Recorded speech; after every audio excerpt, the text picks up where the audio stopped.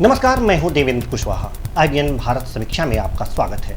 आज IBN भारत समीक्षा में बात होगी उस मुद्दे की जिसमें लोक सेवक अपने आप को नौकर नहीं बल्कि मालिक मान बैठता है और जो वास्तविक मालिक है उसे नौकर समझने लगता है। लोकतंत्र में जनता महत्वपूर्ण है, उसकी सेवा के लिए सारे तंत्र विकसित किए गए हैं, लेकिन आज उसकी सेवा डंडे से की जा रही है। जी हाँ, मैं बात कर रहा हूँ बलिया जिले के बेलथरा तहसील की, जहाँ के SDM अशोक चौधरी यूं तो निकले थे तहसील का मुआयना करने, लेकिन कोरोना काल में लोगों के मुंह पर मास्क न देखकर बौखला गए और इस तरह बौखलाए कि उन पर लाठियां भांजने लगे। अब अपने साहब को लाठी भांजते जब उनके साथ लगे पुलिस वालों ने देखा तो वे भी साहब का साथ देने लगे।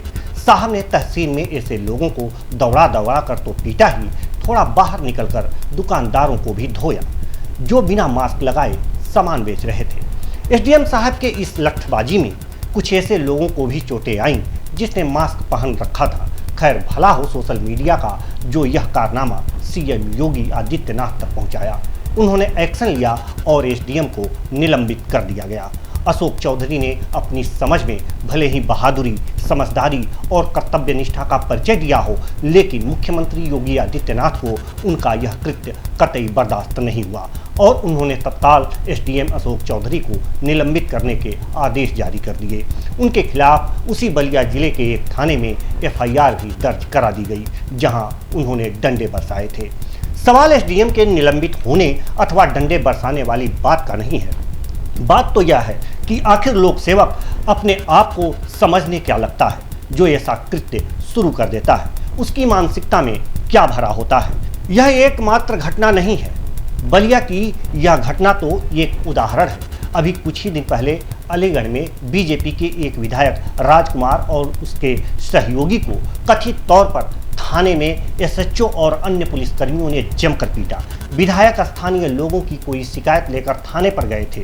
राजकुमार और उनके सहयोगी ने अपने फटे कपड़े मीडिया वालों को दिखाए और सीधे तौर पर आरोप लगाया कि थानेदार और पुलिस वालों ने उन्हें मारा पीटा है।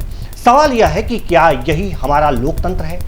इन घटनाओं को देखकर क्या ऐसा नहीं लगता कि लोक सेवकों के मन में लोगों की सेवा का भाव नहीं है? उनके अंदर तो लोगों के मालिक बनने की प्रवृत्ति प्रबल है।